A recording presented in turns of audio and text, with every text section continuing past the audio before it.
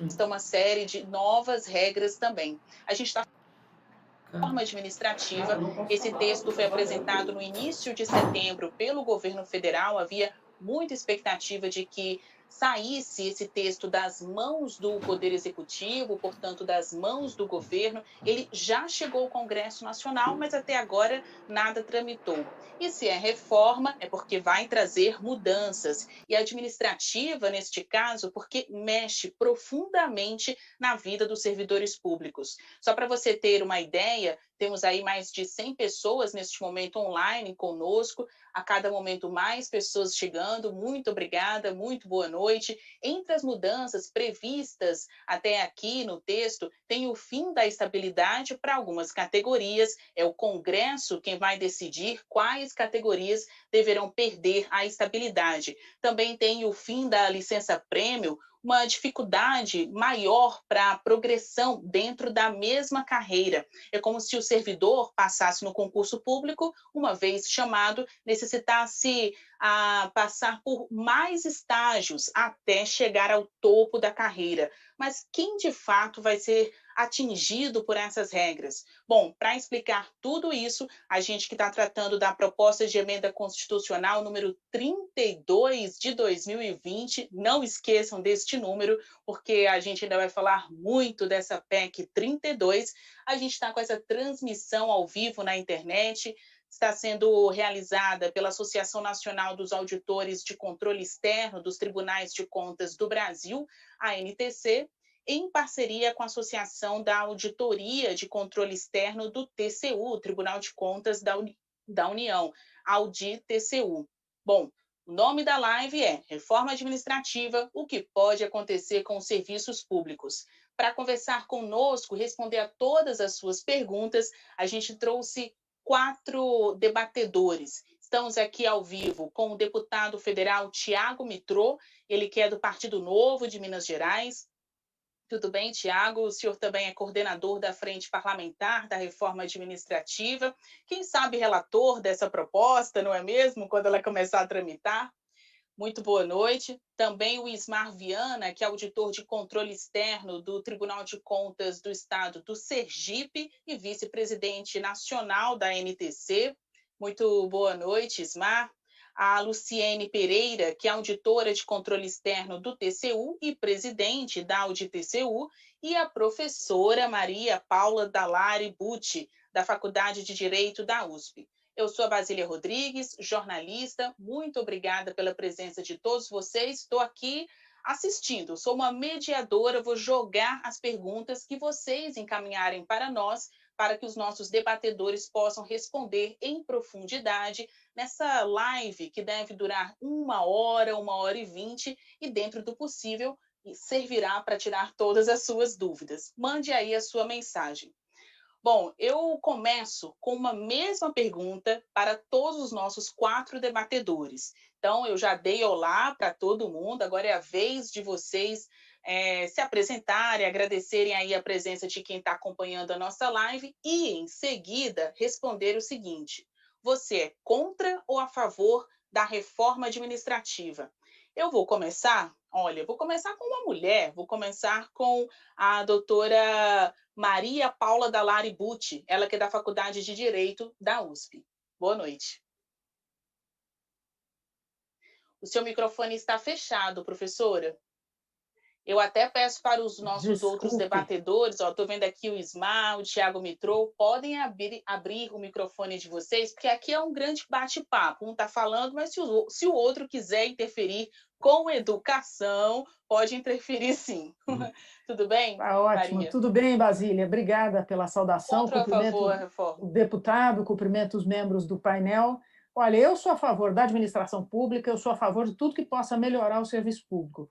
Mas como eu acho que essa emenda 32, essa PEC 32, não vai levar a esses resultados e também não vai cortar os privilégios que ela promete cortar, eu não sou a favor, eu sou contra essa proposta. Agora o Tiago Mitrô, presidente coordenador, da Frente Parlamentar da Reforma Administrativa. Bom, primeiramente, boa tarde, Basília, boa tarde aqui aos colegas do painel. Obrigado à NTC pelo convite participar aqui do debate. Acho que o primeiro ponto, a gente tem que entender a reforma administrativa era muito mais ampla do que a PEC 32. Na proposta enviada pelo governo, vão ser 3 fases que compõem a reforma administrativa. A PEC 32 é apenas o primeiro passo. E nós, na frente parlamentar da reforma administrativa, ainda temos outros projetos que propomos como prioritários para essa reforma acontecer. Então, sou amplamente favorável à reforma administrativa, não há mais espaço para nós permitirmos que o serviço público brasileiro não atenda às necessidades do nosso cidadão e não reconheça os bons servidores e dê a eles condições de trabalharem com mais produtividade. Então, é essencial uma reforma administrativa para o Brasil, que começa com essa PEC, mas só vai ser concluída após a aprovação de dezenas de outros projetos, não necessariamente dezenas, mas de inúmeros outros projetos que nós temos trabalhado também na nossa frente. É isso. Ouvir agora a Luciene Pereira, ela que é auditora de controle externo do TCU. Muito boa tarde a todos. Cumprimento o deputado Tiago Mitrô. É uma honra muito grande estar aqui com o senhor. A professora Maria Paula Dallari, estar com ela mais uma vez é uma honra muito grande. Já tivemos oportunidades de debater quando a senhora era secretária de Ensino Superior no MEC, e o meu colega Ismar Viana é um grande parceiro nessas trincheiras em defesa da administração pública. Cumprimento a Basília e todos os internautas que nos acompanham. Falar de reforma administrativa, o serviço público precisa de se aperfeiçoar sempre. Nós estamos num processo de evolução permanente e, sem dúvida, não dá para se colocar contra o aperfeiçoamento do Estado brasileiro. Então, sem dúvida nenhuma, eu sou favorável às iniciativas e a várias de aperfeiçoamento. A Constituição ela deu um grande passo, mas a gente tem dispositivos constitucionais que não foram ainda regulamentados, assim como temos alguns espaços para reforma. Nós estamos na emenda 106, isso significa que a Constituição ela não pretendeu estar pronta. A questão que reforma a gente vai fazer para efetivamente aperfeiçoar a administração pública. Então, eu acho que essa é a finalidade desse painel, desse debate, não é? Para que a gente possa ver assim, o que é que está na proposta do governo, que há espaço de negociação, aquilo que nós vamos comprovar com dados e com argumentos jurídicos que seria inviável, e aquilo, inclusive, que não está e que poderia ser inserido no texto para que a gente possa ter um Estado mais eficiente e que atenda melhor às demandas, não que não se atenda hoje, mas num cenário de restrição fiscal que nós temos, que eu acho que tem que ser dito claramente, nós temos um cenário de restrição fiscal, o déficit esse ano vai chegar a 861 bilhões para uma meta de 124 bilhões, então, sem dúvida, o desafio é como eu atendo às demandas do cidadão com esse desafio fiscal. Eu acho que o debate, às claras, precisa ser tratado dessa forma. Então, eu acho que é isso que a gente vai debater aqui nesta tarde. Bora lá. Eu jogo a bola agora para o Ismar Viana, ele que é auditor de controle externo do TCU, perdão, do Tribunal de Contas do Estado do Sergipe, do TCE do Sergipe. Então, bora lá. O senhor é contra ou a favor? Boa tarde, deputado Tiago Mitrô. Boa tarde, a professora Maria Paula Dallari, a colega Luciene Pereira e a você, Basília Rodrigues. Inicialmente, eu quero parabenizar a NTC e ao TCU, né, pela idealização e realização deste debate, que está sendo transmitido pelo Correio Brasiliense.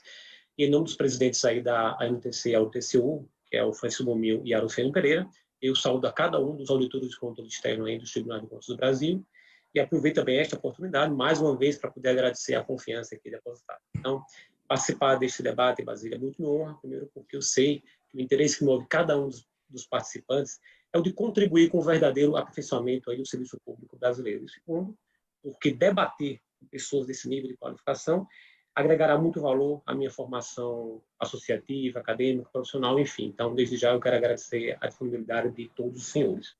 Então, para falar sobre a reforma administrativa, acho que é necessário se fazer pelo menos 3 questionamentos. Primeiro, é se o Brasil precisa de fato mesmo de uma reforma administrativa.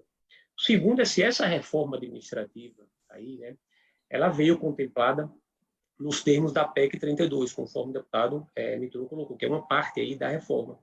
E o terceiro, se de fato essa reforma ela alcançará os fins que é objetiva, porque muito se falou em relação à reforma administrativa, mas é preciso se questionar se há correlação entre a narrativa, entre as razões que justificaram e essa urgência aí reclamada com o texto realmente contido na PEC. Então, concordo com a Luciane Pereira, de fato, o aperfeiçoamento do serviço público brasileiro é o fio almejado por todos os servidores públicos que desempenham regularmente as suas atribuições.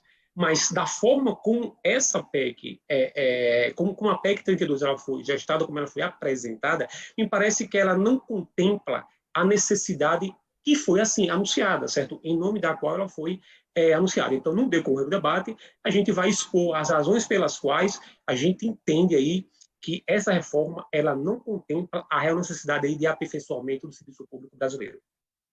Perfeito, Ismar.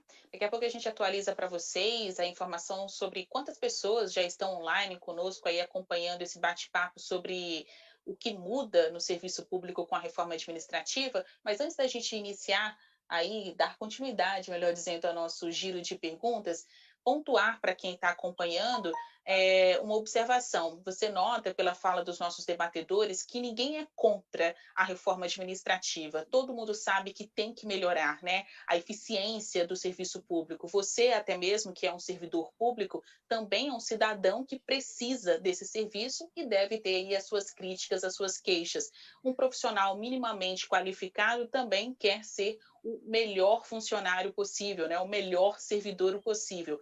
Mas o que se tem de dúvida, e até entre defensores e críticos isso é um ponto em comum, qual é a reforma administrativa, de qual reforma a gente está falando e qual texto que vai ser aprovado de fato pelo Congresso Nacional quando isso começar a tramitar. Por isso, eu começo perguntando para o deputado Tiago Mitro o seguinte: a PEC 32 declara que não vai ter impacto financeiro na proposta, porque não vai atingir os atuais servidores públicos. Então, quem está trabalhando hoje não vai ter o seu regime jurídico modificado, pelo menos são as informações que a gente tem até aqui, justamente como uma forma de garantir essa estabilidade para quem hoje já é servidor. São regras que valeriam para novos funcionários públicos.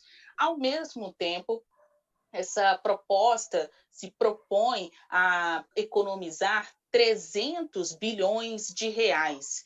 Não parece ser um montante assim muito auspicioso, uma expectativa, uma estimativa além do que realmente a proposta pode alcançar, sendo que não vai atingir a folha de pagamento já tão extensa do funcionalismo público atual? Há uma incongruência aí, ou o senhor consegue explicar como que a reforma administrativa não atinge quem é servidor hoje e, ao mesmo tempo, poderá economizar 300 bilhões de reais? Olha, Basílio, essa questão da PEC não incluir na exposição de motivos impacto financeiro, porque não é uma proposição que gera aumento de gastos, né? O impacto financeiro ele é necessário quando a proposição traz um aumento de gastos. E a PEC ela não tem essa possibilidade, né? Ela pode trazer alguma economia, como foi mencionado, mas não aumento, então realmente não é um pré-requisito esse item na exposição de motivos. Esses cálculos têm sido feitos, né, pelo Ministério da Economia, algumas consultorias, né, têm feito isso também.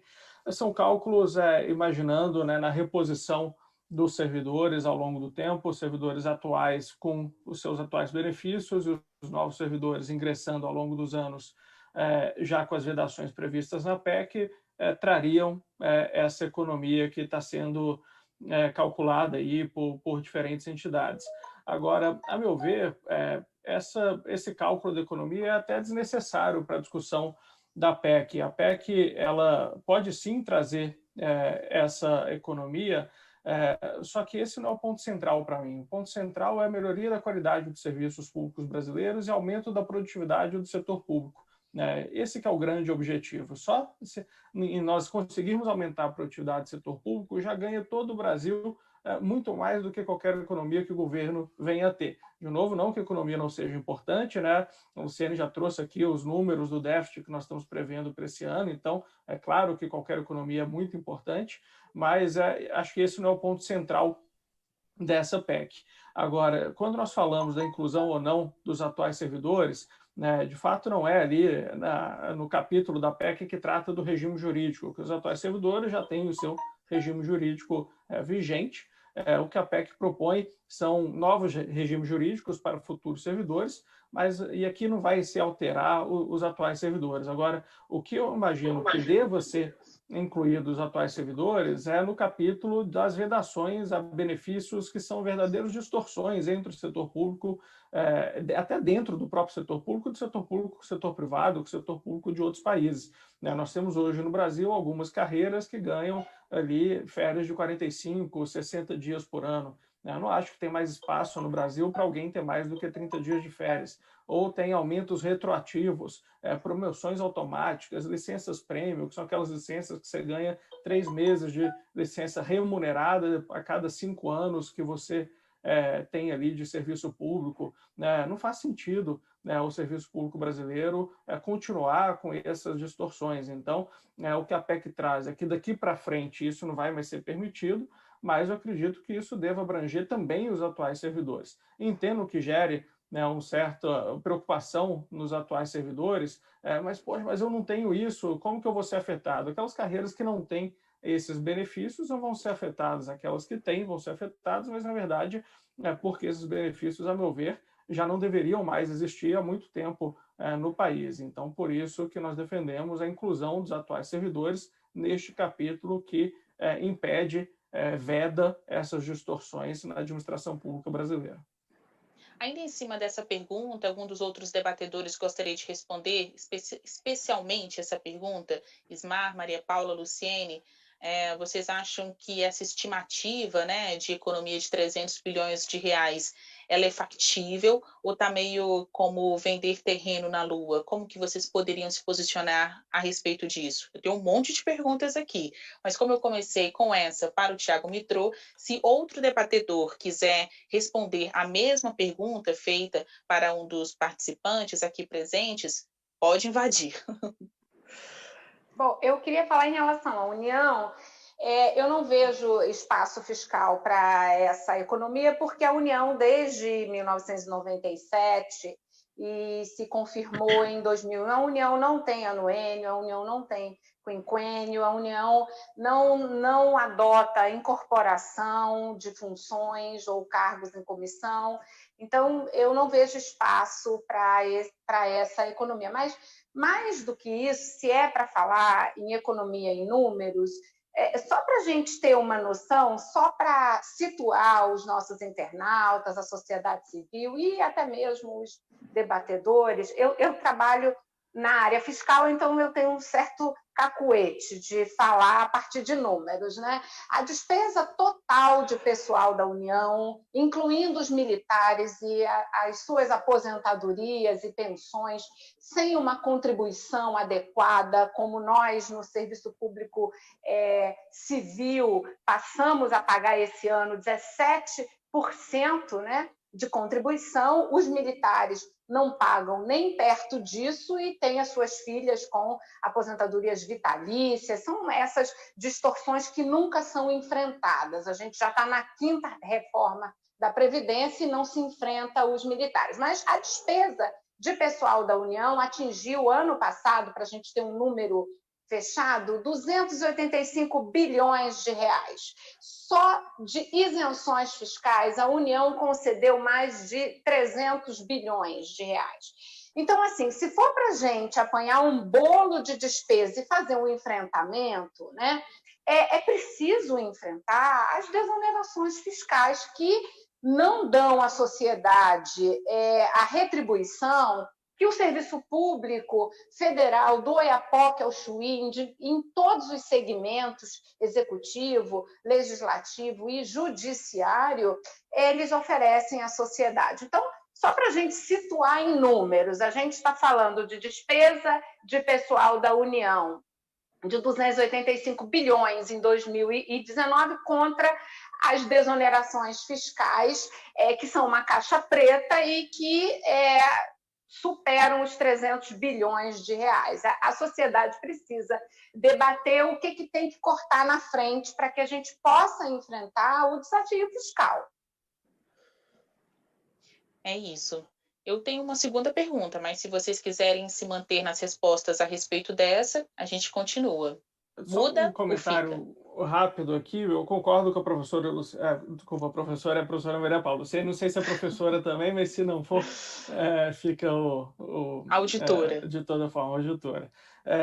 Eu concordo que a gente tem que acabar com as desonerações, eu concordo que precisamos de uma previdência de verdade para os militares. Inclusive, no ano passado, eu participei da Comissão Especial da Proteção Social dos Militares e fui o único que, ao longo de toda a tramitação da comissão, bradou contra aquele projeto que foi um absurdo, né? Concordo que nunca deveria ter havido pensão para filha solteira, mas já acabou essas pensões ali no final do século passado, felizmente, né? Os novos militares não têm mais isso. Agora, mesmo que tudo isso fosse aprovado, a gente ainda precisaria de uma reforma administrativa e eu continuaria defendendo que não podemos aceitar férias de 45, 60 dias no serviço público, que não podemos ter aposentadoria compulsória como punição, né? Então, assim, eu não acho que as outras necessidades que o Brasil tem de discussão, que são corretas, colocadas pelo Luciene, impedem o debate da reforma administrativa que continua Mas eu não digo que impede essencial. Não, viu, deputado? Não, eu não perfeito, acho que então, impede. ótimo. Né? Eu só acho que na bandeja tem que vir tudo isso, né? Para que a gente possa fazer uma discussão com a sociedade,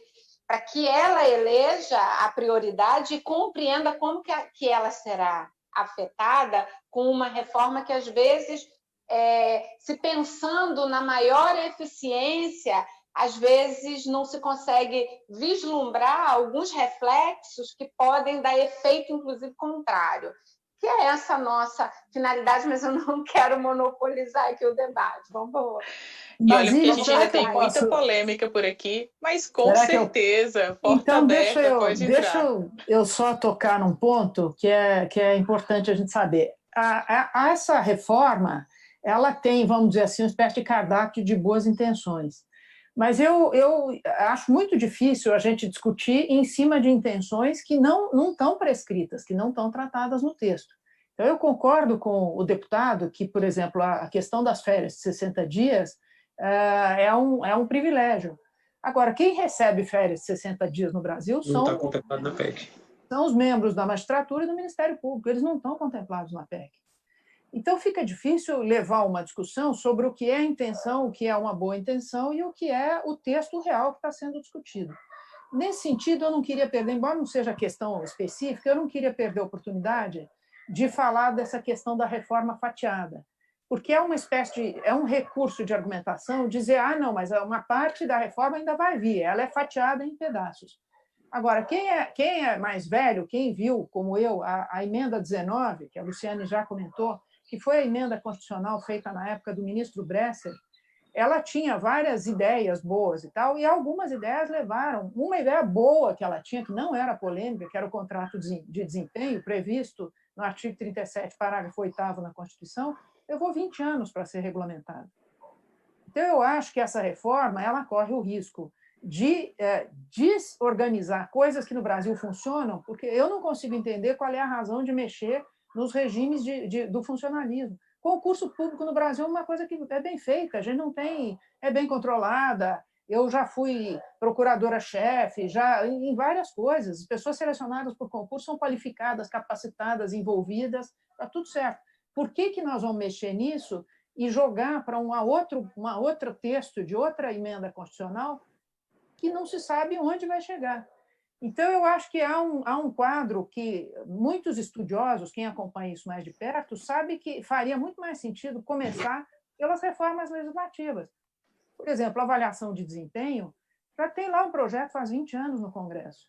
Então, a avaliação de desempenho é uma coisa importante. Por que a gente não regulamenta isso? Então, o governo não sinaliza, fica-se essa quantidade de propostas e iniciativas que não estão previstas no texto e coisas importantes. Por exemplo, o regulamento do pagamento do extrateto, os penduricários. Está lá no Congresso também, aguardando um impulso, aguardando a aprovação do projeto de lei.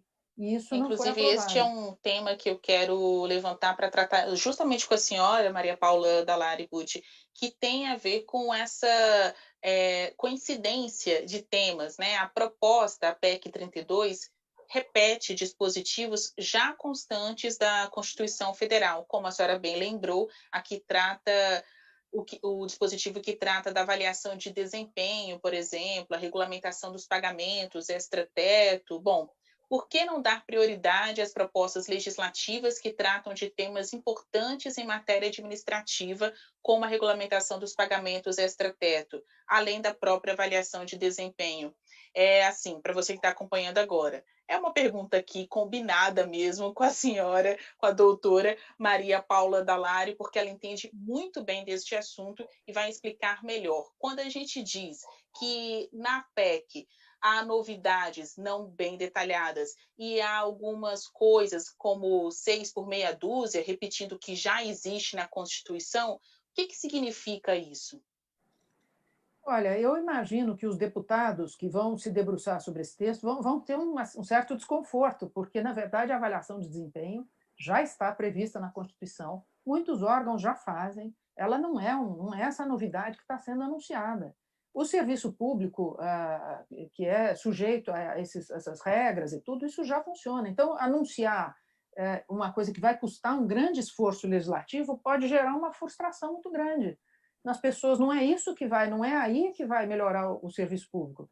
O que pode melhorar? Então, o que é a regulamentação dos pagamentos extrateto? Que alcançam, não por acaso, essas mesmas carreiras que a gente acabou de mencionar.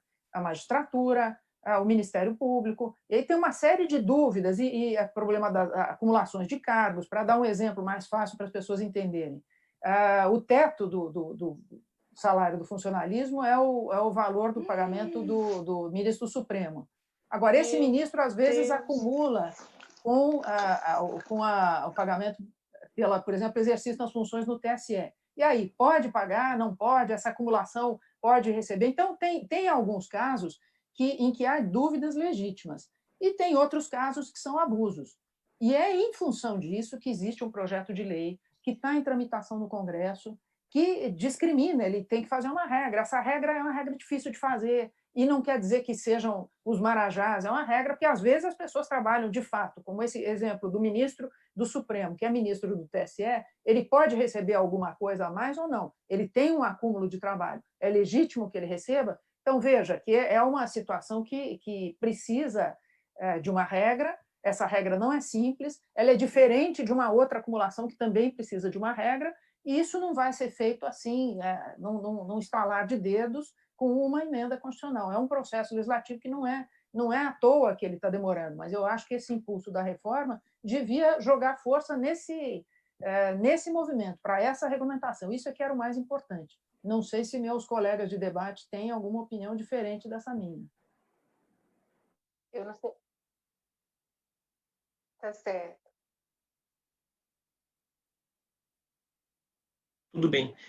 Professora Maria Paula, para além disso, quando eu digo que, assim, que a PEC ela não ofertou aquilo que ela assim, anunciou, aquilo que tanto foi utilizado como assim narrativa, e, deputado Mitro, nós concordamos realmente que os privilégios precisam ser cortados. Agora, de antemão, a gente tem que diferenciar bem privilégio de prerrogativa. O privilégio ele é incompatível com o Estado de Direito, mas a prerrogativa, como a estabilidade, ela é conduto para que a independência ela venha a ser bem exercida, para que o cidadão venha realmente ser beneficiado com serviços públicos de qualidade. Então, na própria exposição de motivos da PEC, se fala muito em desigualdade entre servidores públicos, mas a própria PEC propõe assim, a revogação do artigo 39, parágrafo 1º. Então, se eventualmente a PEC for bem sucedida, nós não teremos aqueles critérios que definem o padrão remuneratório de agentes públicos. Então, se o objetivo realmente equacionar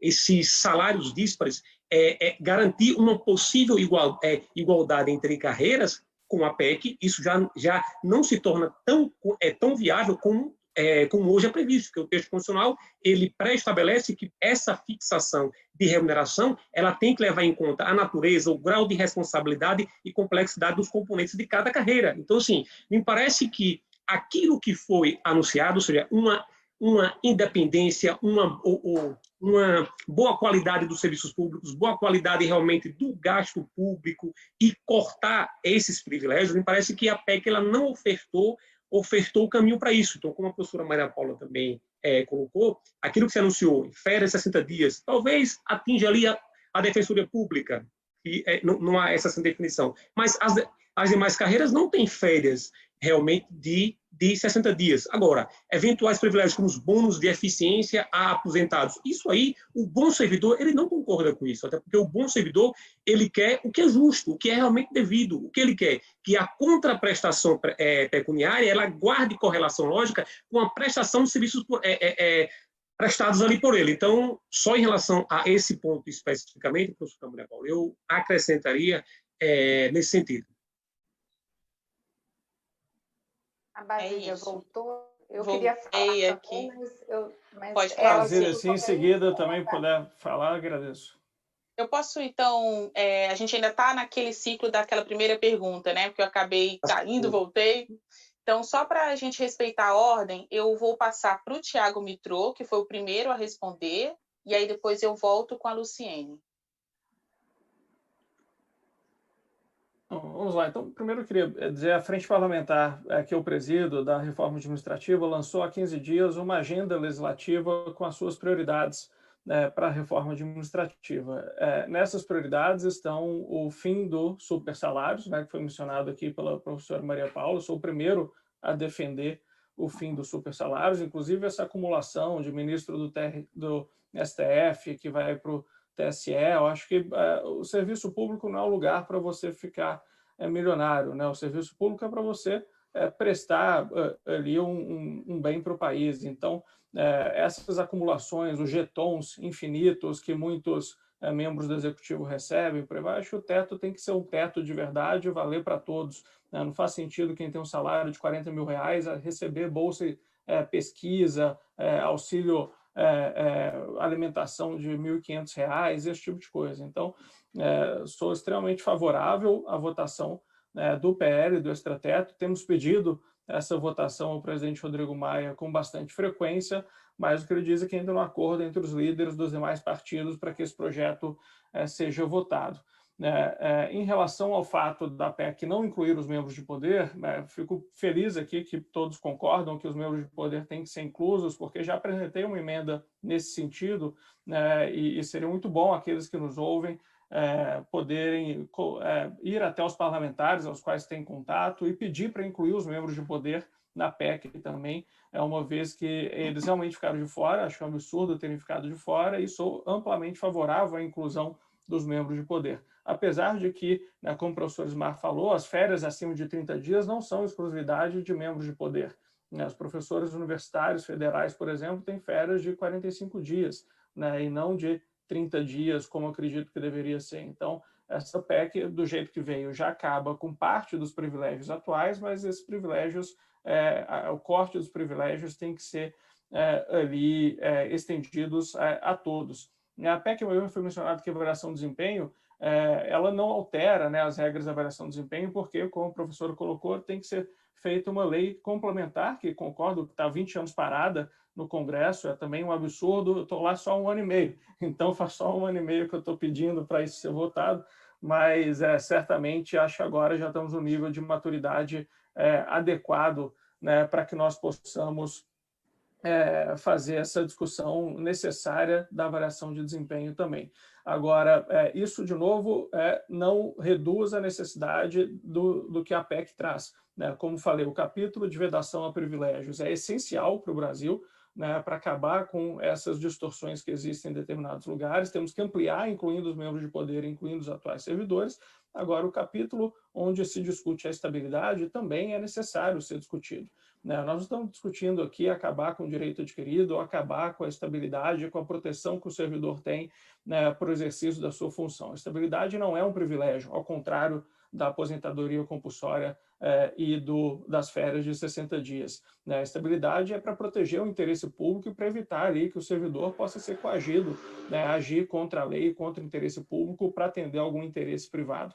Agora, ela não pode ser tão ampla e restrita como acontece hoje no Brasil, onde as 3 previsões constitucionais para a perda da estabilidade, além de serem, a meu ver, insuficientes, elas também não funcionam, né? O desligamento do servidor no caso de cometimento de crime, no caso de processo administrativo disciplinar e da avaliação de desempenho, né, a avaliação de desempenho ainda não foi instituída, né, o desligamento por insuficiência de desempenho. A avaliação de desempenho existe, a professora Maria Paula está certa de que ela existe, mas ela é protocolar, né?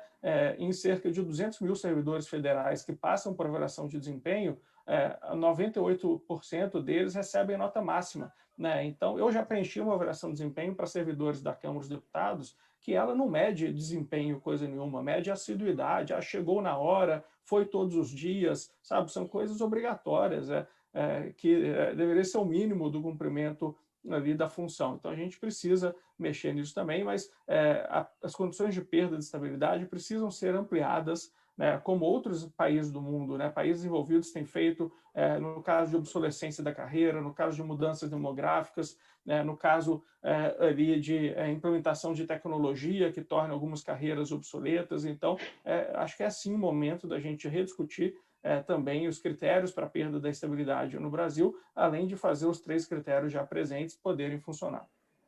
Eu vou passar a palavra para a Luciene, para a auditora Luciene, e aí depois a gente retoma aqui uma série de perguntas que estão chegando, participações dos nossos espectadores.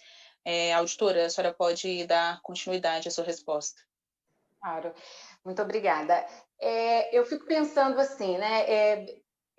Há 4 anos, eu fiz parte de uma equipe que fez parecer prévio de rejeição das contas previdenciais.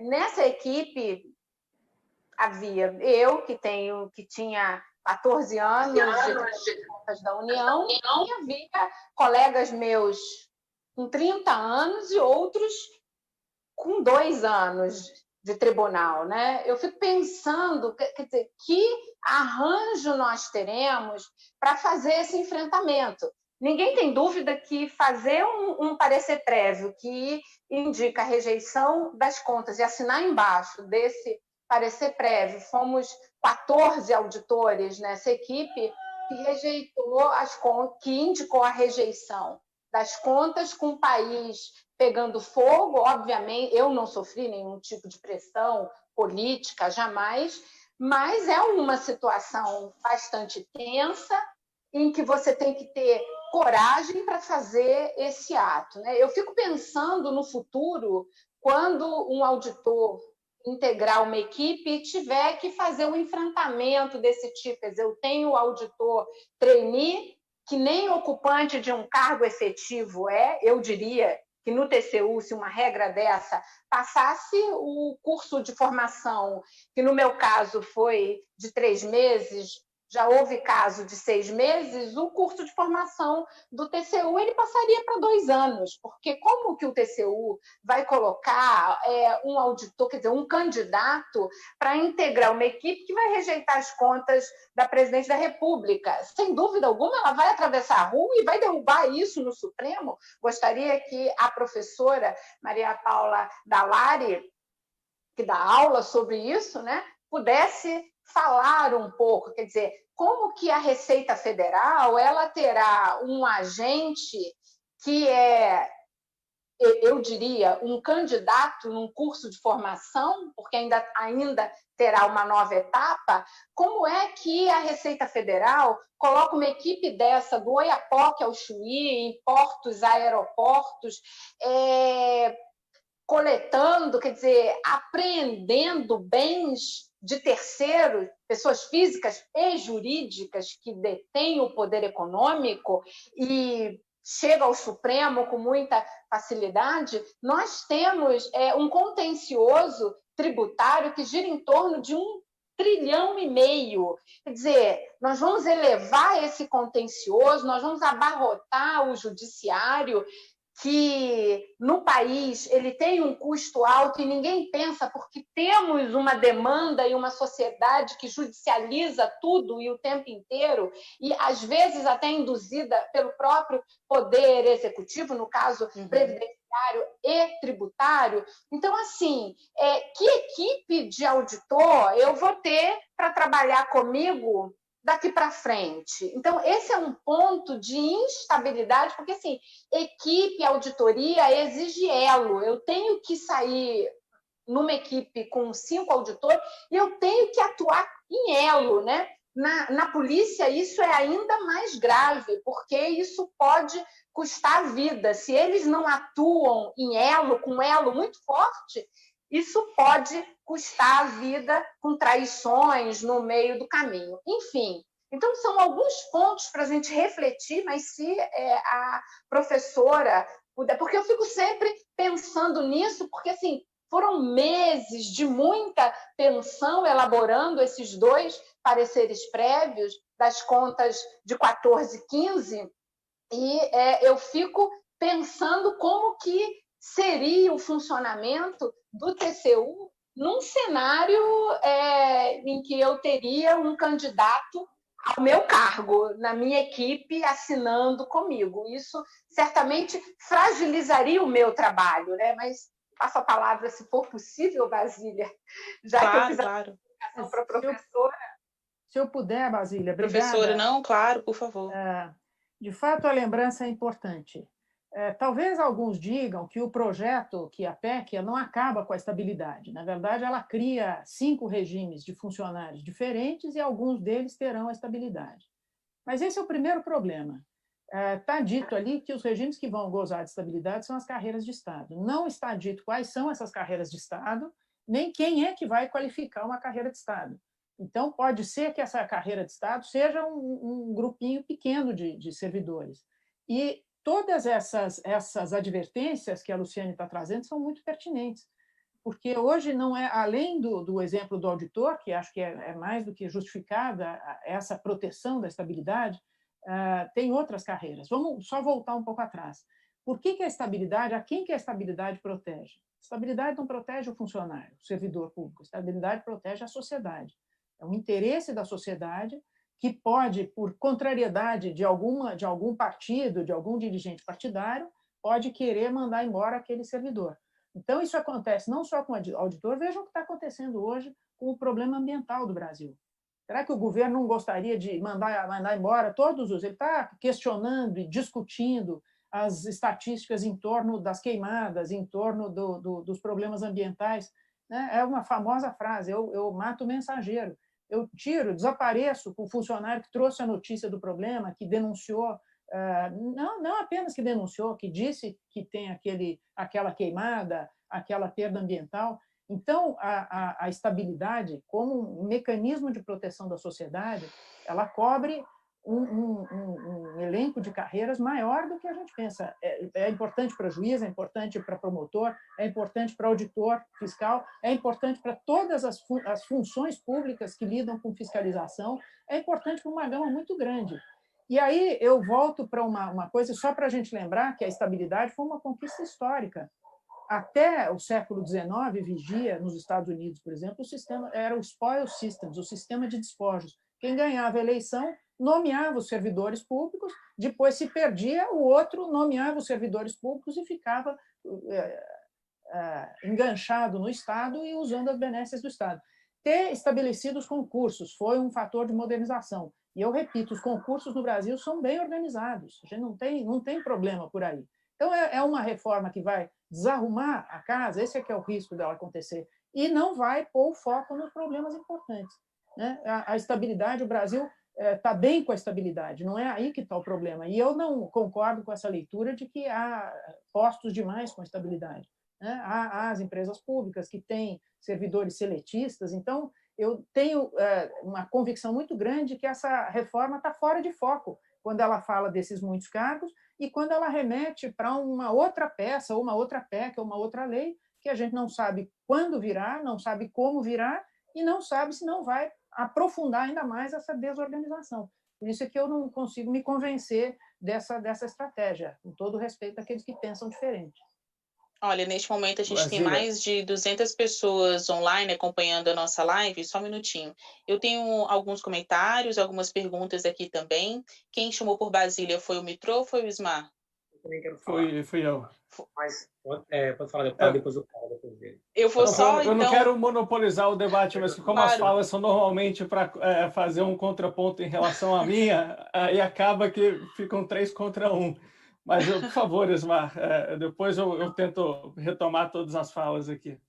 Só para poder complementar 2 pontos que eu reputo relevantes aí, que a professora Maria Paula trouxe. A primeira é em relação à rotatividade dos cargos públicos, porque, assim, o sistema de cargos em comissão, de função comissionada, ele vai ser completamente modificado. Ele vai possibilitar, inclusive, que até funções técnicas elas possam que elas venham a ser desempenhadas por agentes públicos comissionados. Isso aí vai até na contramão do que o STJ já vinha dizendo, que quando se nomeia para atividade técnica, pode caracterizar ato de improbidade. Aí vem a PEC, institucionaliza o provimento de cargo em comissão para desempenho de atividade técnica. O que eu vou causar com isso? Eu vou levar, certamente, a falta de profissionalização na gestão pública. Eu vou desincentivar até a continuidade do serviço público, porque eu vou precarizar e eu não vou conseguir historicizar aquelas demandas. E não se pode desprezar a realidade dos municípios brasileiros, que hoje tem um número considerável de cargos de comissão. Eu assino o debate no IDP, e o professor Fábio, se não me engano, ele assim colocava que nós temos hoje 45 dias de eleição. Com a PEC teremos 4 anos. Por quê? Se eu não vou ter mais aqueles critérios definidos para provimento de cargos de comissão, esses cargos serão assim utilizados, inclusive para fim eleitoral. E eu vou comprometer, em última análise, a própria democracia. Então, há assim, uma preocupação muito grande em torno disso. Uma outra questão é que, quando se extingue a função comissionada, ou seja, igualando com o cargo em comissão, eu posso levar a um equívoco de permitir que, na atividade policial, por exemplo, a função comissionada venha a ser ocupada por um agente que não integra aquela atividade. Porque a função comissionada ela é extensão das atribuições do cargo. Quando eu extingo, quando eu igualo com o cargo em comissão, eu gero, na verdade, um prejuízo muito grande até para a qualificação do serviço público prestado. Então, vai na contramão do que a própria exposição de motivos da PEC quer, que é a qualidade no serviço público. E vai na contramão até do caput do artigo 37, que enuncia agora a boa governança, que enuncia a imparcialidade, que enuncia a unidade. Então, assim, são princípios, ou seja, é um arcabouço principiológico que não se comunica bem com o restante da PEC. E a professora Maria Paula colocou até no artigo recente que o próprio princípio da subsidiariedade não se comunica com o espírito do texto constitucional. Então, me parece que foram coisas recortadas, ou seja, não há uma uniformidade, e aí eu vou acabar comprometendo a qualidade do serviço público. Então, por isso que eu digo, como eu falei logo lá no início, é que a narrativa não se coaduna com os termos da PEC. E o segundo ponto, professora, em relação à independência. De fato, em relação ao auditor, como a Luciene colocou, a independência ela decorre do próprio texto constitucional, mas não no artigo 37 lá, no artigo 73, que fala do quadro próprio de pessoal, e que já está previsto desde a Constituição de 46. E essa independência ela é conduto para imparcialidade, para segurança jurídica, para boa governança, é conduto para a confiabilidade dos fiscalizados e dos cidadãos na atuação do Tribunal de Contas. Então, não há como se tocar, mas é bem verdade que, reflexamente, a PEC, quando ela possibilita que a estabilidade se dê sem sentença judicial transitada de julgado, ao contrário do que está no texto posto hoje, ela pode, de alguma forma, relativizar essa independência. E a gente não deve perder de vista que nós estamos num cenário de putrefação do ponto de vista da corrupção, certo? E se observarmos os influxos internacionais, nós temos aí a Resolução 1 de 2018 da Convenção Interamericana de Direitos Humanos, que enuncia a independência linkando com a governabilidade, a própria Convenção de Mérito de Combate à Corrupção, que também trata da independência, sobretudo nos órgãos de controle, a meta 16.5 lá dos ODS da ONU, que fala da redução do suborno. Então, a gente precisa interpretar o texto da PEC linkando com essa realidade brasileira. Não há como prever, não há como buscar positivar, dissociando de um realismo, certo? Então, nós costumo dizer que a gente tem um déficit muito grande de efetividade institucional. Então, talvez não precisemos de normatividade constitucional para o que está posto. Talvez é mudar a realidade cultural. Então, vejam, senhores, se da forma como está posta hoje, que o cargo comissão ele é restrito à direção, chefia e assessoramento, se há desvirtuamento aí, ou seja, nós temos desvirtuamento no Brasil todo, imagine com a PEC dizendo que a regra vai ser a ocupação por cargo em comissão. Então, me parece que quando se institucionaliza essa forma de provimento sem qualquer critério, e mais, a PEC também coloca que ato do chefe do Poder Executivo é que vai definir os critérios. E aí deixa uma lacuna. E os órgãos autônomos? E a Defensoria? O Ministério Público? E o Tribunal de Contas? Como é que vai definir? Então, eu acho que há muita coisa a ser aí rediscutida até para evitar que o bloco, ou seja, o que objetiva trazer a PEC, que é a boa governança, que é a unidade institucional, e sobre a unidade nós temos uma outra colocação, é preciso que não se interprete bem essa unidade institucional como forma de contrapor a independência institucional, porque pode-se utilizar como subterfúgio ilegítimo para poder comprometer a independência, por exemplo, de um auditor, de um delegado, de um promotor de justiça. Então, muito cuidado, porque assim, o princípio ele tem um vetor muito forte, ele pode parametrizar uma produção legislativa, ele pode parametrizar comportamento na administração pública. Então, a PEC, volto a dizer, tem algo de bom? Tem. Agora, muita coisa precisa ser rediscutida para que o próprio espírito dela não deixe de ser atingido por conta dessas disfunções dentro dela. A gente vê que tem um debate represado aí, né? Quando essa PEC começar de fato a tramitar no Congresso Nacional, o que a gente tem até agora? Você que está ligado aí na live ou se começou a assistir a gente agora, tem uma proposta de emenda à Constituição que trata da reforma administrativa, é a PEC 32. Ela foi apresentada pelo governo federal ali no início de setembro, entrou pela Câmara dos Deputados e parou. Claro, por conta da pandemia, eleições municipais e a própria falta de consenso, que fica muito exposta aqui nessa transmissão da internet, ela não conseguiu caminhar até agora. Mas 2021 está chegando aí, e para os entusiastas, defensores desta proposta, e não só defensores, para os realistas quanto às contas públicas e a necessidade de enxugar a folha de pagamento do governo federal, 2021 é o ano da reforma administrativa. Então, agora eu vou passar a palavra para o deputado Tiago Mitrou. Se eu tenho um tempo para falar, até eu digo livremente, já que a gente ouviu bem a Maria Paula Delari, a gente ouviu o Ismar Viana e também a Luciene, a auditora Luciene, para tratar desses pontos que são divergentes em relação ao seu pensamento. Então, para não ficar parecendo que a gente não está equilibrando aqui o debate, eu vou passar a palavra para o deputado Tiago Mitrou. Então, só, inclusive, para destacar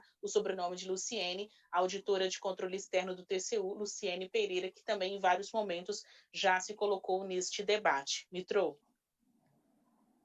Vamos lá, obrigado. Basílio, acho que o primeiro ponto, né, nós não podemos achar que essa PEC está pronta, né, senão nós estaríamos excluindo, né, o debate de quem define a aprovação, que é justamente o Congresso, né. Então, o que foi feito até agora é o envio de uma proposta pelo governo. O governo, diga-se de passagem, do qual eu não faço parte, eu não sou base, né, sou um parlamentar independente, mas tenho clareza da importância dessa reforma. E tenho, né, desde que a PEC foi enviada, quase 2 meses atrás, discutido diariamente melhorias a ela, tanto que já apresentei inúmeras propostas de emenda e estou sempre aberto a preencher outras lacunas, como essas últimas mencionadas aqui pelo professor Ismar, né, que foram apontadas e não imagino que eu serei o relator da PEC, mas me comprometo aqui a levar ao relator essas preocupações ou mesmo apresentar emendas, né, naquelas lacunas que nós identifiquemos aqui em conjunto. Agora, só queria mencionar em relação a 3 pontos aqui que foram trazidos, né? Acho que as preocupações todas colocadas aqui são muito legítimas, né? Os 3 outros painelistas, assim como eu, tenho certeza que querem o melhor por cidadão brasileiro e o aperfeiçoamento do serviço público. E acho que as preocupações trazidas, porém, elas, de certa forma, extrapolam um pouco o que eu vejo nas possibilidades que foram colocadas pela PEC. Quando a professora Maria Paula traz o caso de como eram os Estados Unidos antes, que o novo governante demitia todo mundo e nomeava todo mundo, eu não vejo espaço algum para que isso aconteça no Brasil, nem com essa PEC aprovada, nem com outras PECs. Assim, isso simplesmente é um retrocesso que ninguém permite, né? E que pode ter certeza que, ainda que algum maluco queira fazer esse tipo de coisa, vai ter uma resistência muito grande no Congresso, inclusive minha, né, de permitir um retrocesso desse tamanho. Agora, o ponto da revisão, ao meu ver, da estabilidade é que, novamente, as previsões constitucionais para a sua perda, elas não atingem o seu objetivo em plenitude e são insuficientes. No ano passado, nós tivemos uma reforma administrativa da França que, nos próximos 30 anos, nós vamos precisar do mesmo tipo de profissional. Porque é assim que hoje funciona. Você abre um concurso público para uma carreira extremamente específica, aí entram servidores de acordo com aquela especificidade, daqui a 5, 10 anos mudou a necessidade e você não tem o que fazer com esse corpo de servidores, até porque você nem tem mobilidade entre as carreiras, que elas são tantas carreiras hoje, você não consegue nem tirar um técnico de uma área igual de um ministério para colocar no outro. Então, por isso que eu defendo, sim, a revisão dos critérios de perda da estabilidade, não a perda não a extinção da estabilidade. Vocês reparem que o que eu falei na minha fala anterior é muito parecida com a fala da professora Maria Paula em relação à questão de que a estabilidade não é um privilégio, mas sim algo para proteger o interesse público. Agora, não significa que ela pode e deve continuar sendo tão ampla e restrita praticamente como nós temos hoje aqui no país. A Luciane trouxe uma questão em relação ao vínculo de experiência, uma situação onde ali um auditor recém-ingresso na carreira estaria subjugado ali a pressões e coisas assim.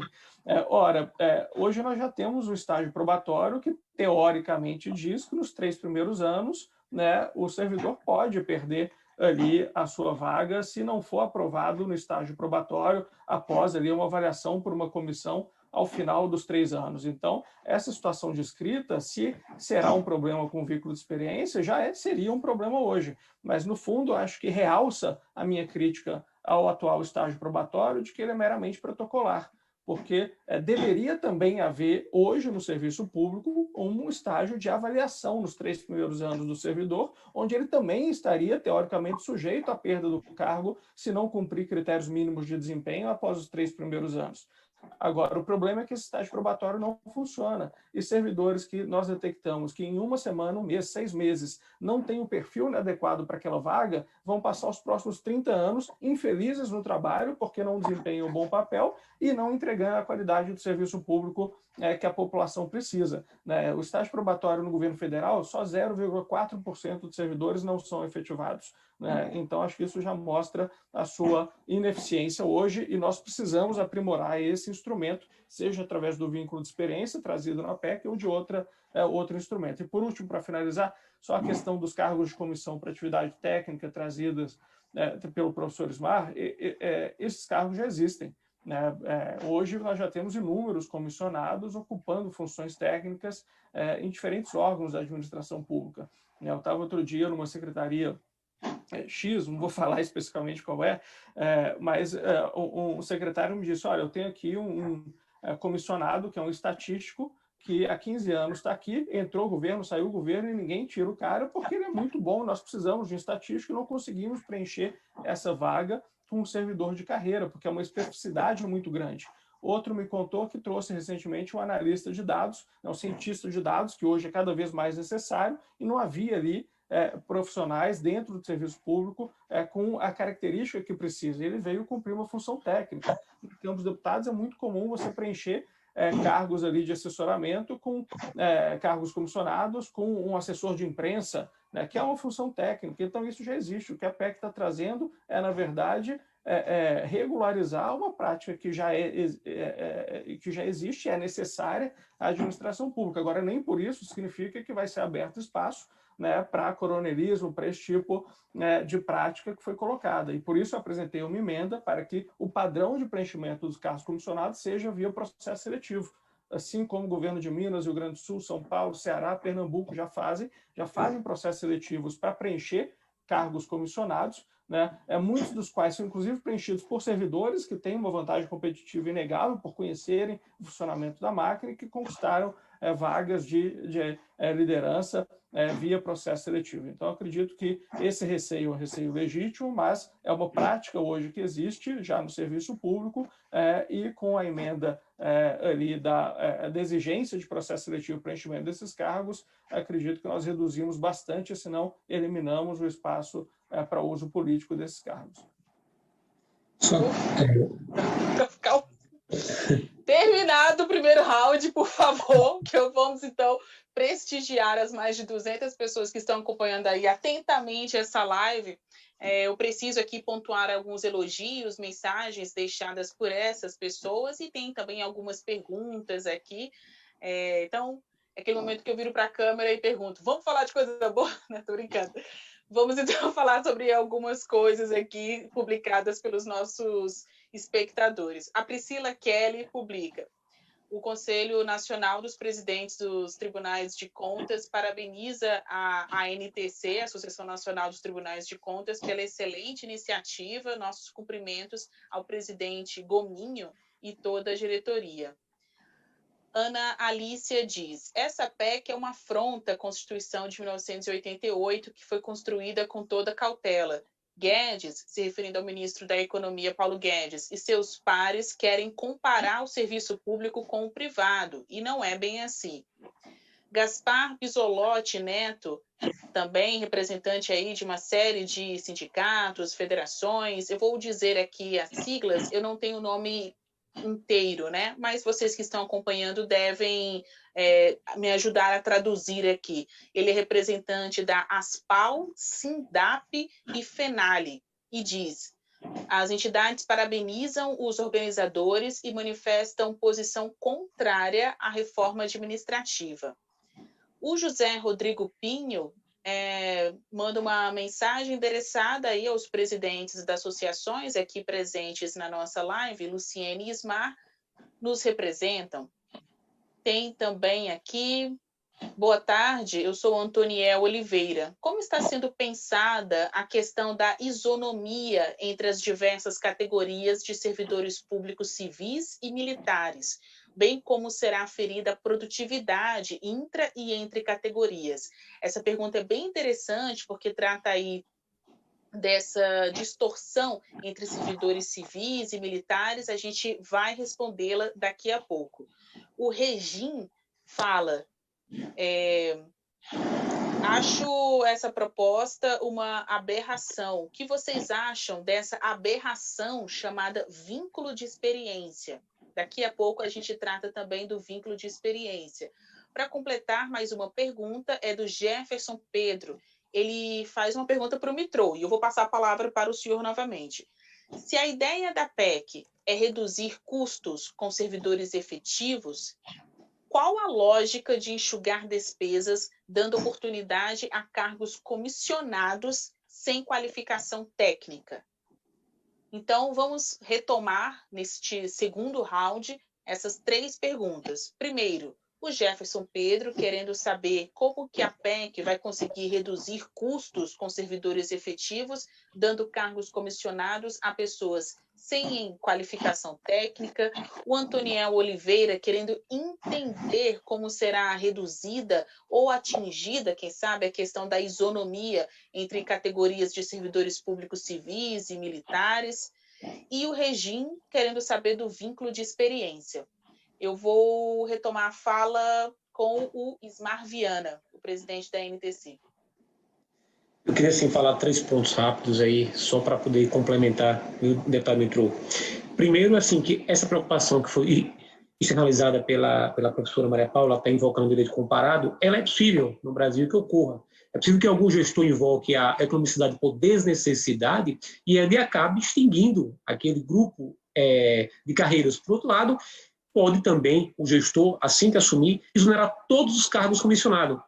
E veja assim, o senhor, a administração pública durante 4 anos investiu naquele servidor, qualificou, capacitou, investiu e depois ele sai para que entre um novo grupo. Então, há um custo muito grande para isso. Então, há assim uma preocupação. O segundo ponto é em relação ao vínculo de experiência, mas eu creio que a Luciane também iria explicar, é que a diferença para o probatório é que ele não integra é a etapa do concurso, e o vínculo integra a etapa do concurso. Então, eu vou convocar número superior, certo? E aí, aqueles servidores estarão em competição enquanto etapa de concurso, e o que ela falou, que em atividade policial, que depende desse elo, dessa ligação mais forte aí, né? Talvez isso gere uma disputa e comprometa o serviço público. Então, a diferença que há é basicamente nesse sentido. E o terceiro ponto, em relação aos exemplos que o senhor citou sobre o cargo técnico, eu sempre costumo dizer que o costume, ele não revoga a lei, ele pode até integrar. Certo? Então, se eventualmente alguém nomeia para uma atividade técnica por meio de cargo ou comissão, nesse modelo nosso constitucional, há uma transgressão ao 37, porque não é atividade de direção, chefia e assessoramento. Mas há um agravante. Quando o texto constitucional institucionaliza isso, eu não tenho dúvida que nos municípios brasileiros isso vai se tornar regra. Principalmente hoje, nós temos assim, a senadora Cátia Abreu levantou um dado interessante, ela disse que 928 bilhões no Brasil são gastos com despesas assim, com o pessoal. Dividindo para a União, Estados e município, 1/3 para cada. O município emprega 57%. Foi feito levantamento, até a Fonacate apresentou, de 86 até 2017. E o que se percebe é que os municípios eles cresceram significativamente o número de servidores. Então, o nosso problema centralizado hoje se encontra nos municípios. O que eu quero dizer com isso? Que o modelo que a PEC almeja já se encontra em vigência, entre aspas, nos municípios. Então, o resultado está aí. Mais serviço público de saúde, de educação, certo? Então, assim, é preciso que a gente tenha essa, sim, percepção.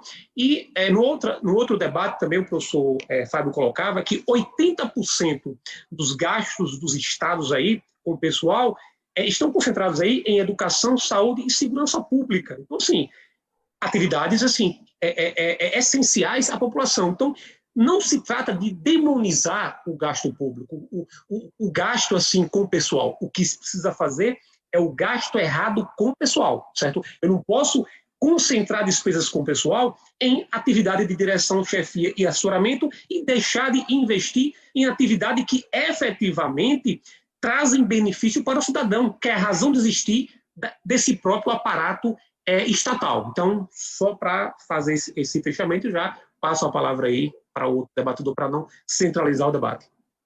A gente já está com mais de 1 hora de transmissão, eu vou propor a seguinte dinâmica. Para encerrar esse nosso debate, tivemos aí um round e meio, digamos assim, o deputado Diago Mitrô pode ser, então, o primeiro palestrante a dar suas considerações finais, mas, se possível, centrando nessas perguntas que eu lhe fiz, né, a todos vocês, participantes aí, que foram encaminhadas pelos nossos espectadores, a respeito das aposentadorias civis, militares, essa questão dos servidores comissionados sem qualidade técnica, e este outro ponto também, trazido aí por um dos nossos espectadores, que tem a ver com... Eu perdi aqui essa pergunta. Com vínculo de experiência. Perfeito, Brasília. Primeiro, eu queria agradecer aqui a NTC pelo convite, professores Mar, Luciene e professora Maria Paula por terem compartilhado aqui o espaço comigo e você pela mediação. Sobre o vínculo de experiência, eu já mencionei antes, nós temos um problema grave, a meu ver, hoje no estágio probatório, que ele é meramente protocolar e, em inúmeros casos, é um instrumento que precisa ser aprimorado. Essa proposta do governo do vínculo de experiência vem buscar corrigir este problema. Se eventualmente não for a melhor proposta, também tem algumas críticas a pontos que foram trazidos na PEC e nós temos que aprimorar. Agora, permanecer como está, a meu ver, é um erro, né, pois o estágio probatório simplesmente não funciona como ele deveria funcionar, né? O ponto de que foi colocado se a PEC tem como objetivo reduzir gastos. Novamente, assim, eu trago o ponto que eu trouxe no início do debate. Essa não é uma PEC, a meu ver, com o objetivo de reduzir gastos. É uma PEC com o objetivo de melhorar a qualidade do serviço público e trazer mais produtividade, né, para o serviço público brasileiro. Uma PEC que precisa frontalmente reduzir gastos é a PEC emergencial, que está hoje em tramitação no Senado, que aí sim, para estados de emergência financeira, traz ali gatilhos para se reduzir gasto. O que nós precisamos, através da reforma administrativa, é melhorar a produtividade do servidor, ter mais condições de reconhecer o bom servidor, ter os incentivos corretos para isso. E essa PEC, como já mencionei aqui, é apenas um dos elementos que nós vamos trabalhar no Congresso Nacional ainda este ano e nos próximos também, para concluirmos uma ampla reforma administrativa no Brasil. Novamente, entendo os posicionamentos, os receios de mudanças que foram colocados aqui, mas acho que essas mudanças, esses receios, eles têm que ser debatidos e tem que servir para que nós possamos aprimorar o texto e não para que nós inviabilizemos o debate, que é muito necessário, né, do aprimoramento da qualidade da nossa administração pública. Então, agradeço aqui de novo a todos e estou à disposição para levar ao relator, ao futuro relator, né, as sugestões aqui de melhoria que todos os nossos colegas e aqueles que estão nos assistindo tiverem também. É isso, obrigado, um abraço e boa noite a todos. Muito obrigada. A gente ouviu aí o coordenador da Frente Parlamentar da Reforma Administrativa. Eu que agradeço aí a sua participação. Ele que está indo para um outro compromisso, uma outra cerimônia. Bom, muito obrigada. E vamos pular, então, agora para a Luciene. Uma sugestão para o deputado? Claro, Luciene Pereira. A gente vai ouvir, então, a Luciene Pereira, ela que é auditora de controle externo do TCU. Então, deputado, em relação a essa questão do período de experiência, a diferença significativa é que hoje, em estágio probatório, esse servidor é ocupante de cargo efetivo, ele já foi nomeado e tomou posse. Portanto, ele tem uma relação de vínculo com a administração pública e durante 3 anos ele sofre avaliação semestral. Ele, assim como eu, podemos ser mandados embora. O TCU faz avaliação, ele tem uma métrica bastante alta, que se eu não tiver 75% de uma avaliação positiva, eu sofro uma série de consequências, não tenho promoções, progressões, etc. Então, assim, a questão é que nós temos vários órgãos da administração pública, inclusive federal, órgãos que não têm estrutura administrativa nenhuma. E isso não sou eu quem diz, são as auditorias operacionais que o TCU faz, as avaliações com vários indicadores encaminhando ao Congresso. Então, assim, há ministérios em que todo mundo é terceirizado. Então, você não tem um quadro qualificado para fazer a avaliação. A avaliação é uma técnica complexa, não há algo simples. E na administração pública, precisa ter conhecimento jurídico, conhecimento técnico-administrativo para desenvolver e conduzir isso de uma forma que você não derrube no judiciário. Então, eu queria aqui relembrar a fala do senador Anastasia, no sentido de que nós temos um problema sério, cultural em vários segmentos. Então, assim, se nós hoje temos falhas, né, nas avaliações dos estágios, a solução é ampliar para 10 anos esse estágio, ou criar essa forma aí de experiência, que ele ainda é um candidato, porque ele ainda é um candidato, uma vez que ele não ocupou um cargo efetivo. Eu tenho uma vasta doutrina no Brasil e no mundo sobre essa questão que vai entrar em cena. Então, assim, será que a solução para que a gente possa aperfeiçoar a cultura de avaliação não seria avaliar os dirigentes? Hoje é um problema visto como tabu. No TCU, a gente não consegue fazer avaliação dos dirigentes, é a base avaliar ou ter alguma instância que avalie a eficiência desses dirigentes avaliadores. A solução me parece por aí. Se nós temos uma cultura que não é a germânica, né?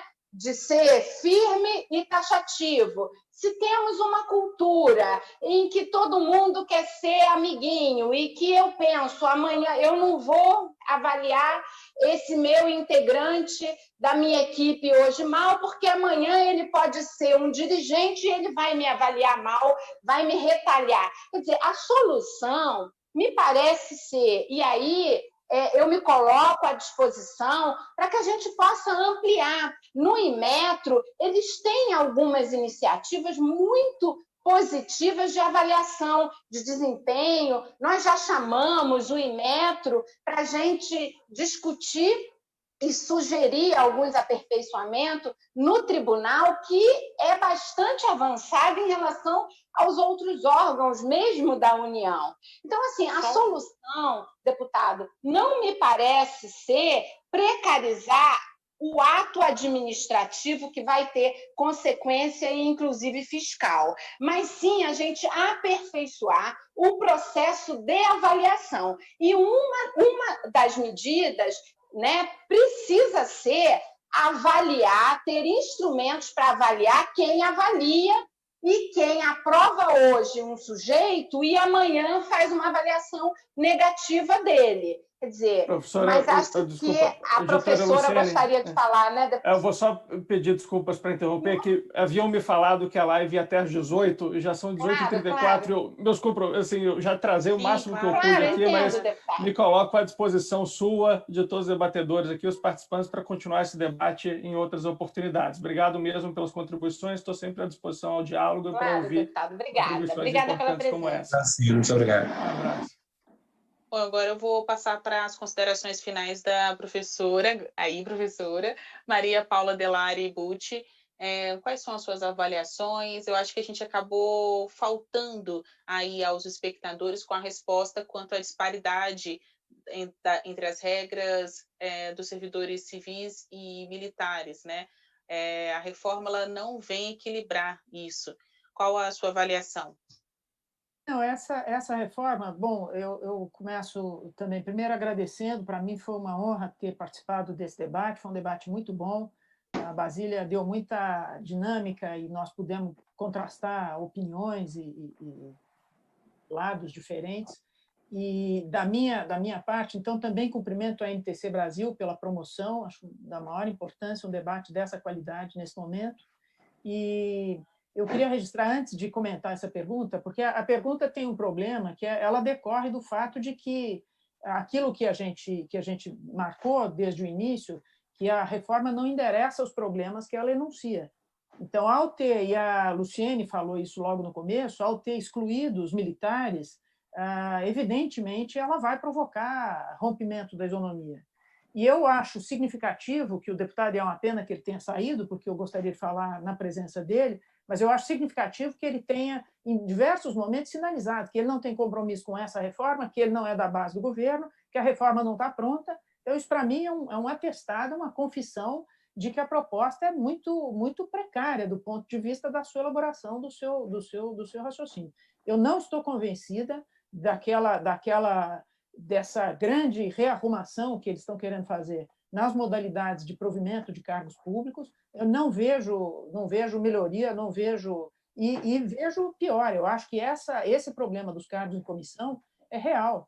Esse contrato, esse vínculo precário vai agravar o problema, sim, vai trazer de volta essa partidarização, a influência dos segmentos partidários no provimento de cargos, vai afetar uma coisa que hoje funciona, como eu já disse 3 vezes, que é a regra do concurso público no Brasil, é uma coisa que funciona, e ela vai introduzir essa instabilidade, essa incerteza e uma margem de discricionariedade, por que não dizer, de arbitrariedade em relação ao funcionário que vai passar desse vínculo de experiência para o vínculo efetivo. Então, é evidente que é uma arma muito para resolver um problema que é real. Eu acho que tem que ter uma solução para o estágio probatório, ele é pro forma, só que a solução que está sendo desenhada, que está sendo desenhada na reforma, não tem nada a ver com isso. Uma outra coisa que eu ia dizer, para contrastar com coisas que o deputado trouxe, é que a reforma também não endereça o problema da produtividade. Aliás, o Atlas do Estado brasileiro, produzido pelo IPEA, demonstra que não há um problema de produtividade. O que há, primeiro, do ponto de vista dos servidores da União Federal, há uma relativa estabilidade. Não houve uma explosão, houve um crescimento do número de funcionários, especialmente no município, nos municípios, como aqui já foi dito, por conta das competências constitucionais. O município tem que dar conta da assistência, ele tem que dar conta da atenção primária à saúde, ele tem que dar conta do ensino fundamental 1 e da educação infantil, então ele tem muitas atribuições. E o que acontece é que, se nós diminuirmos o contingente de servidores efetivos, como aqui já disse, olha, você reduz os efetivos e vai contratar os comissionados. Isso é a história do Brasil que a gente conhece desde sempre. Por exemplo, quantos estados têm vastos contingentes de professores temporários, que nunca conseguiram efetivar completamente esses professores. Então, agora que o Brasil vem, a duras penas, conseguindo ter uma política mais ou menos constante de educação, acabou de aprovar a emenda constitucional 108, que torna permanente o Fundeb, que fixa a regra de valorização do pessoal, dos professores. Quer dizer que agora nós vamos ter que resolver esse problema que nunca foi resolvido no passado. Aquele grupo enorme de professores temporários ou precários. Então, o movimento que o Brasil tem que fazer é o inverso, é melhorar, é valorizar a profissão e fazer os ajustes que a maior parte deles não depende da Constituição. Alguns ajustes dependem de lei e alguns, como alguns professores, eu vou citar a professora Cibele Francese, da Fundação Getúlio Vargas em São Paulo, fala muito da necessidade dos mecanismos de cultura de gestão de pessoal. Se é o ambiente privado a referência, o ambiente privado faz política de recursos humanos. Agora, aqui, em vez de fazer política de recursos humanos, nós vamos fazer emendas constitucionais mal calibradas, mal pensadas e que não vão chegar a esse resultado. Então, eu repito, o Brasil, só para terminar, a questão da produtividade, uma outra coisa que é importante a gente olhar é para os indicadores de políticas públicas no Brasil, que demonstram o inverso. Eles não demonstram a baixa produtividade, eles demonstram quando o serviço é razoavelmente organizado, como vem acontecendo com os serviços do SUS, como vem acontecendo com a educação, há uma melhoria de indicadores. Os indicadores de saúde no Brasil, se a gente fizer a diferença entre o que era na Constituição de 88 e o que é hoje, em geral, eles melhoraram. Os indicadores de saúde, de educação, em geral, melhoraram. E isso, basicamente, foi produzido por funcionários servidores públicos, às vezes mal remunerados, mal estimulados, mas que vêm seguindo uma trajetória que é muito importante, e vem passando de governo após governo. Essa ideia de agora a gente querer ir para o zero para fazer uma produtividade não sei de onde, desconhecendo os ganhos de produtividade que aconteceram graças a essas soluções incrementais que o Brasil veio adotando, é um equívoco muito grande. Nós não podemos cair nesse equívoco, porque isso vai significar retroceder a um estágio pré-Constituição de 88. E só para terminar, não deixar de falar do princípio da subsidiariedade, dialogando com o que o professor Smart disse um pouco mais cedo. De fato, a Constituição brasileira, ela quando tratou todo o capítulo da educação, da ordem social, ela foi analítica, ela trata de maneira extensa. Pretender colocar um princípio, que é o princípio da subsidiariedade, que dá um lugar secundário ao Estado, dá primazia da prestação do serviço privado e o Estado como suplente, primeiro é inverter, pôr de cabeça para baixo a Constituição. E é uma inversão que, como você não vai revogar todo o capítulo da ordem social, que é muito extenso, e propositalmente o Constituinte quis tratar em detalhe. Eu tenho uma frase bonita do então deputado Florestan Fernandes, que diz isso. Ele diz: a Constituição não pode ser enxuta, ela tem que ser molhada e salgada. Ele tinha muita experiência, ele dizia: se você põe só um princípio, você não vai executar a educação como o Brasil precisa. Então, a ordem social da Constituição, ela não é extensa por acaso. E houve a preocupação de colocar garantias. E o Brasil foi implementando isso ao longo de vários governos. Isso é uma coisa importante da gente dizer. Então, não podemos agora achar, vai tirar da cartola uma reforma que, importante dizer, o presidente da Frente Parlamentar da Reforma Administrativa reconhece que é bastante problemática, ele não usou essas palavras, mas ele não quis referendar essa proposta. Ele diz que ela não está pronta, ele diz que ela precisa ser melhorada, então, pelo menos a gente respira no sentido de que há uma percepção de que, de fato, essa reforma ela vai trazer mais problemas e não vai resolver aquilo que ela se propôs a resolver. Então, muito obrigada, foi uma tarde muito rica de debate para mim, e eu fico à disposição. Vou trazer uma informação factual para quem ficou até o finalzinho aí da nossa transmissão, né? Que hoje a Frente Parlamentar Mista em Defesa do Serviço Público, então é um outro grupo de parlamentares, entrou com um pedido no Supremo Tribunal Federal de suspensão da tramitação da reforma administrativa. É um pedido de suspensão imediata. Trata-se de um mandado de segurança em que deputados e senadores argumentam que não é possível analisar essa proposta porque faltam informações técnicas. Eles veem aí inconsistências, especialmente nos dados quanto ao impacto financeiro, quando se diz que vai alcançar uma economia de 300 bilhões de reais, em tese, dentro de um período compreendido entre 10 anos. Então, assim, só para quem está acompanhando aí a nossa discussão, ter uma ideia de que o texto foi mandado, ufa, mas chegou lá, está parado, não tem nem comissão para discutir, não tem relator. E já há essa iniciativa na Justiça de um outro grupo de parlamentares, esta frente que representa os servidores públicos, atentando, né, contra o plano de aprovar esta proposta de reforma administrativa. Isso não significa dizer que nenhuma reforma vai ser aprovada, mas esta peça encaminhada pelo governo não é considerada boa por este grupo de parlamentares. Bom, eu acho que chegamos aí ao final da nossa transmissão, que durou mais de 1h30. A gente teve a participação do deputado federal Tiago Mitrô, ele que é do Novo de Minas Gerais, coordenador da Frente Parlamentar da Reforma Administrativa, o senhor Ismar Viana, auditor de controle externo do Tribunal de Contas Estadual de Sergipe e vice-presidente nacional da ANTC, Associação Nacional dos Tribunais de Contas, também a Luciene Pereira, auditora de controle externo do TCU, Tribunal de Contas da União, e presidente da Audit-TCU, essa associação que reúne os auditores do TCU. E a professora Maria Paula Dallari Butti, ela que é da Faculdade de Direito da USP. Ouvimos um pouco todo mundo, né? Eu acho que deu para equilibrar. Por fim, vocês que são aí os organizadores, né, da transmissão, Luciene e Ismar, podem deixar as considerações finais de vocês e tchau. Luciene, pode falar.